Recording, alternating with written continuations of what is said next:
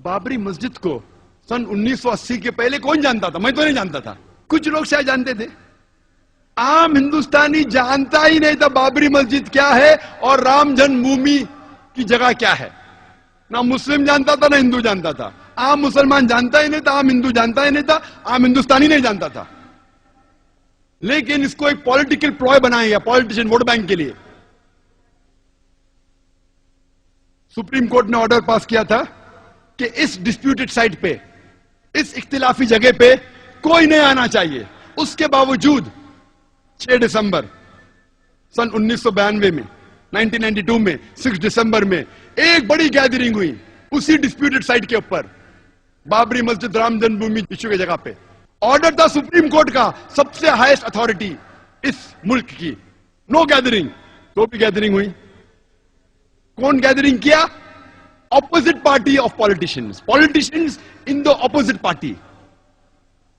हुकूमत चाहती थी तो रोक सकती थी, आसानी है, पुलिस उसके पास है, हथियार था, आसानी, लेकिन नहीं रोका। क्यों नहीं रोका? ऑपोजिशन ने गैदरिंग की वोट बैंक के लिए, क्या मुझे वोट मिलेगा। पॉलिटिशियन जो पावर में थे, अगर मैं उनको रोकूंगा तो मेरा वोट बैंक जाएगा, तो जाने दिया, आन दो, नो प्रॉब्लम, आ जाओ, पीछे के रास्ते से आओ। लेकिन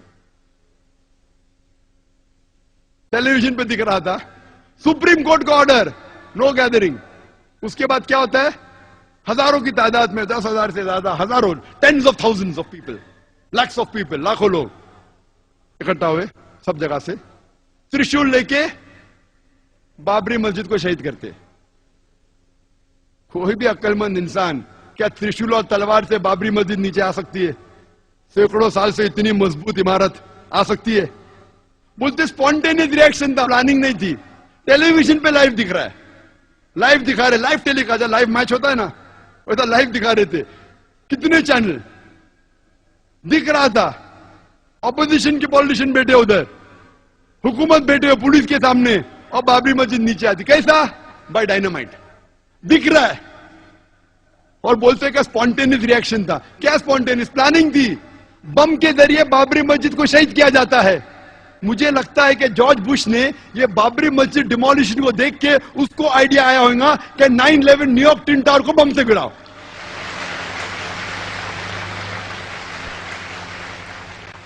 9/11 पे मुझे ज्यादा तकरीर नहीं करने का है, वो 9/11 तो इतना बड़ा, कम से कम 10 तकरीर कर सकता हूं मैं 9/11 के ऊपर, जॉर्ज बुश के ऊपर। लेकिन मुझे लगता है उसको आइडिया मिली बाबरी मस्जिद से। जिस तरीके से बाबरी मस्जिद को बम से गिराया गया और कहा गया कि स्पॉन्टेनियस रिएक्शन था, उसी तरीके से बम से गिराया ट्विन टावर को और कहा गया कि प्लेन ने मारा। चाहे तो इंशाल्लाह क्वेश्चन आंसर में टाइम रिया तो कहूंगा। क्या होता है? इमीडिएट सारे हिंदुस्तान में दंगे फसाद होते। दंगे फसाद होने के बाद एक्शन का रिएक्शन होता है, हजारों लोग मारे जाते, हजारों लोग का कत्ल होता है सारे हिंदुस्तान में, अक्सर मुसलमान। और खुसूसन बॉम्बे में बाबरी मस्जिद डिमोलिश की कौन जिम्मेदार? कोई भी आम आदमी जिसको थोड़ी भी अकल है वो कहेगा नंबर 1 रिस्पॉन्सिबल, सबसे ज्यादा जिम्मेदार ऑपोजिशन पॉलिटिशियन जिनने गैदरिंग की सुप्रीम कोर्ट के खिलाफ। नंबर 2 जिम्मेदार जो पॉलिटिशियंस पावर में थे, वो रोक सकते थे लेकिन नहीं रोका। क्यों? वोट बैंक जाएगा। उसके वजह दंगे फसाद होते। दंगे फसाद में पुलिस चाहती दंगे फसाद को रोक सकती। आप कोई भी सीनियर पुलिस ऑफिसर से पूछिए, मैं तो बहुत से पुलिस ऑफिसर से बात कर चुका हूं इधर और बाहर भी, कोई भी सीनियर पुलिस ऑफिसर से पूछिए, दंगे फसाद को रोकना तो आसान सी बात है। जैसा शुरू हुआ विदिन अ फ्यू आवर्स, चंद घंटों में रोका जा सकता है।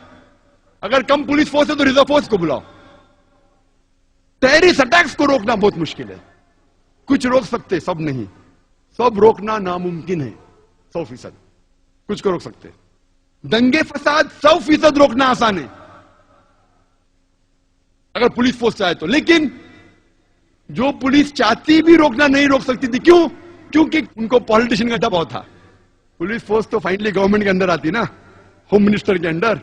वो पुलिस ऑफिसर चाहता भी था बेगुनाह मुसलमान का कत्ल ना हो, फिर भी कुछ नहीं कर सकता। क्यों? उसके सिर के ऊपर पॉलिटिशियन है। दंगे फसाद होते हैं बंबई में, 1500 मुसलमान का कत्ल होता है।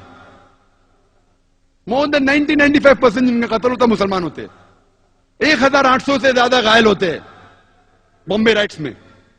इवन पार्टीशन के वक्त भी बॉम्बे में इतना बड़ा दंगा फसाद है, जिस तरीके से ये दंगे फसाद हुए, और पुलिस चाहती रोक सकती थी, नहीं रोकी।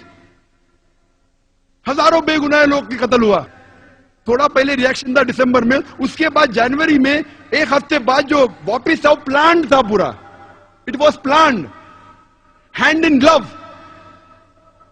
कौन जिम्मेदार दंगे फसाद का? वही लोग।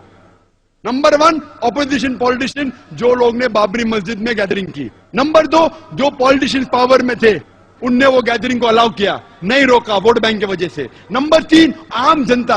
आम जनता को बहकाया गया कि लूट मार करो। आम जनता, मेरे नजदीक इस हिंदुस्तान में आम हिंदुस्तानी, आम हिंदू, आम मुस्लिम एक दूसरे से मोहब्बत करता है।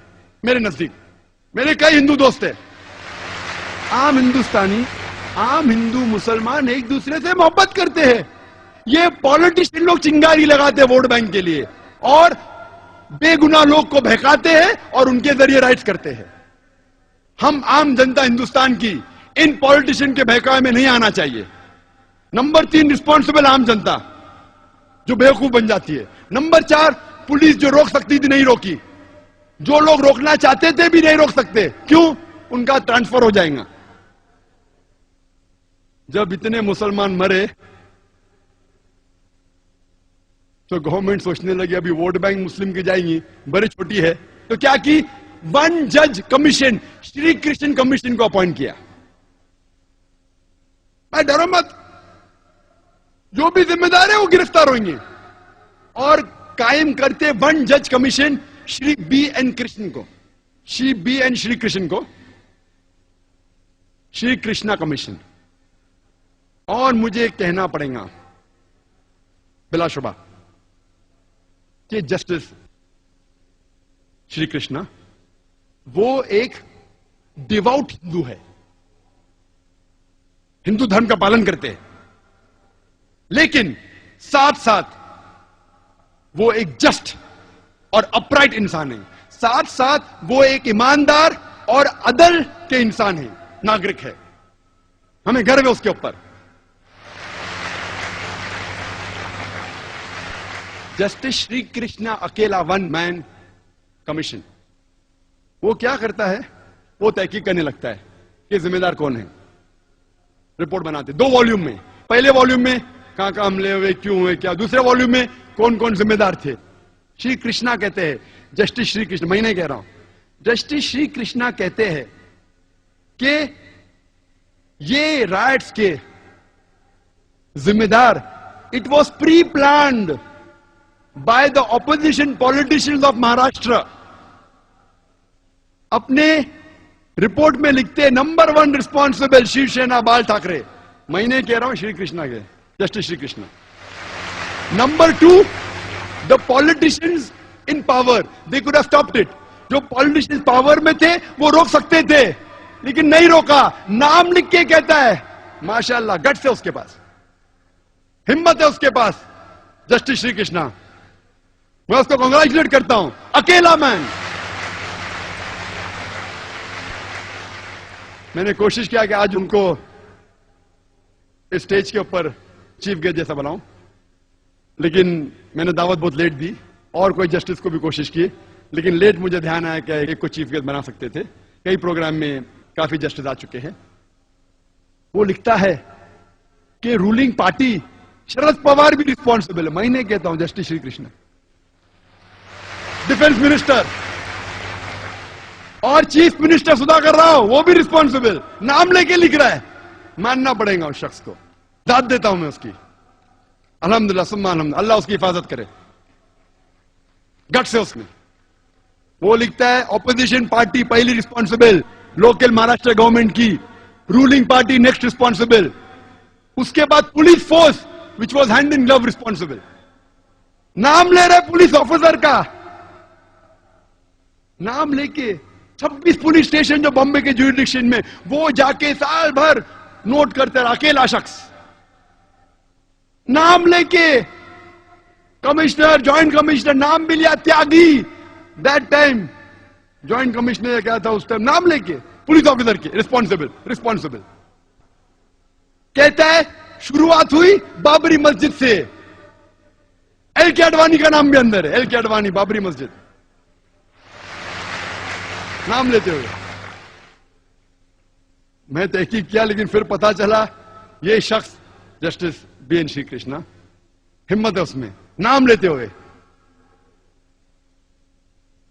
तो हम जानते हैं ये वजह कि इसके जिम्मेदार नंबर 1 है पॉलिटिशियंस।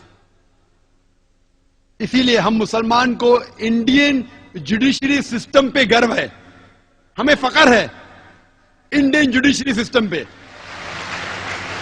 हो सकता है कि पॉलिटिशियन हमें छोड़ देंगे, एक आम जो हिंदुस्तानी है, खुसूसन हम मुसलमान, चाहे पॉलिटिशियन हमें धोखा देंगे, चाहे कई बार पुलिस धोखा देंगी, लेकिन इंडियन जुडिशरी सिस्टम पे हमें गर्व है। और हम दुआ करते हैं अल्लाह से, क्या ये जुडिशरी सिस्टम को पॉलिटिशियन की भनक ना लगे, वरना खुदा इस देश को बचा सकता है। बॉम्बे राइट्स के बाद,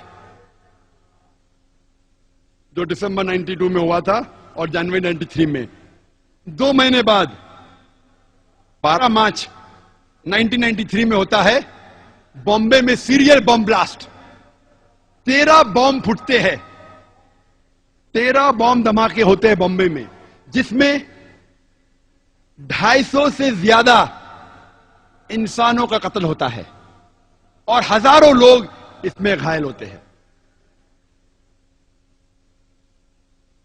उस टाइम कहना था, हो सकता है कि बॉम्ब ब्लास्ट मुसलमानों ने किया था। 2 साल पहले जब तकरीर की थी, उसके चंद दिन बाद ये वर्डिक्ट आने वाला था। ये जो केस चल रहा था बॉम्बे बॉम्ब ब्लास्ट 93 का, जब तकरीर की थी उस टाइम केस का जजमेंट नहीं आया था। जस्टिस श्री कृष्णा कहते हैं कि ये bomb blast was a reaction, और ये बॉम्ब ब्लास्ट के पहले और राइट्स के बाद जनवरी फरवरी 1993 में माहौल बंबई में मुसलमान के लिए बहुत गंभीर था।